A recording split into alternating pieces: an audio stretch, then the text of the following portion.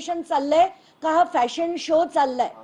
90 कोटी रुपये खर्च केले 7 दिवसासाठी, म्हणजे प्रत्येक दिवसाचा 12 ते 13 कोटी 12.8 crores एका दिवसाचा खर्च आहे अधिवेशनाचा। ते खर्च कशाला झाला? लोकांचे विषय मांडायला, आपल्या महाराष्ट्राला कसं समृद्ध करायचं, आत्ताचं जे एवढं देणं झालंय ते कसं कमी करायचं याच्यावर फोकस करायचा सोडून जो येतोय तो वाटेल ते बोलतोय। बिबट्यांच्या विषयावर गंभीरतेने विचार मांडले पाहिजे होते, त्यातनं मार्ग काढणं गरजेचं आहे। तर हे असे फॅन्सी ड्रेस घालून तिथे खाव खाव करत असतील तर अशा लोकांना काय म्हणायचं? त्याच्यात आणि एक आमदार तर ते तिथे जाऊन म्हणतात की आपण त्यांना पाळीव प्राण्यांचा दर्जा दिला पाहिजे। इतकी बुद्धिमत्ता असलेले जर आपले आमदार तिथे अधिवेशनात पोचले तर महाराष्ट्राची विल्हेवाट लागल्याशिवाय होणार नाहीये।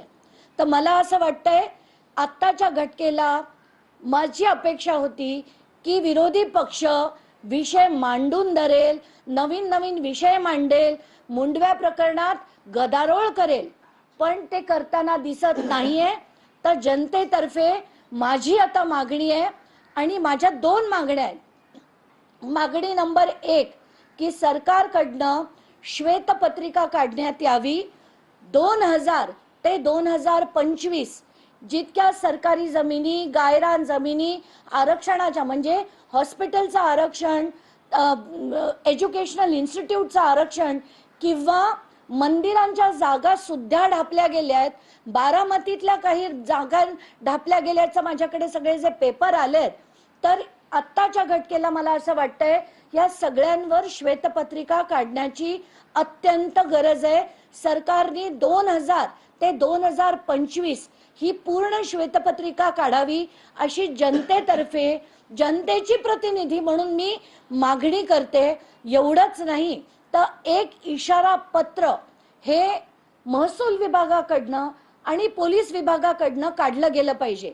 महसूल विभागाकडनं इशारा पत्र काढून सगळ्या महसूल अधिकाऱ्यांना की तुम्ही याच्या पुढे कुठलाही डॉक्युमेंट न बघता किंवा सगळे जे कायद्याप्रमाणे न करता जर केलं, कारण माझ्याकडे असंख्य कंप्लेंट्स येत आहेत महसूल विभागाच्या, तर महसूल मंत्र्यांना माझी हात जोडून विनंती आहे की याच्या पुढे तुम्ही एक इशारा पत्र काढा की कुठल्याही महसूल अधिकाऱ्यांनी कुठलीही अनियमितता केली तात्काळ 24 तासात त्याला सस्पेंड केलं जाईल। दुसरी, मला पोलीस डिपार्टमेंट, गृह खात्याकडनं एक इशारा पत्र पाहिजे पोलीस डिपार्टमेंटला की लोकांच्या मुद्द्यांसाठी तुम्ही काहीही करत नाहीत। गंभीर मुद्दे घेऊन लोक तुमच्याकडे येतात, त्याला तुम्ही काडी मात्रही किंमत देत नाहीत।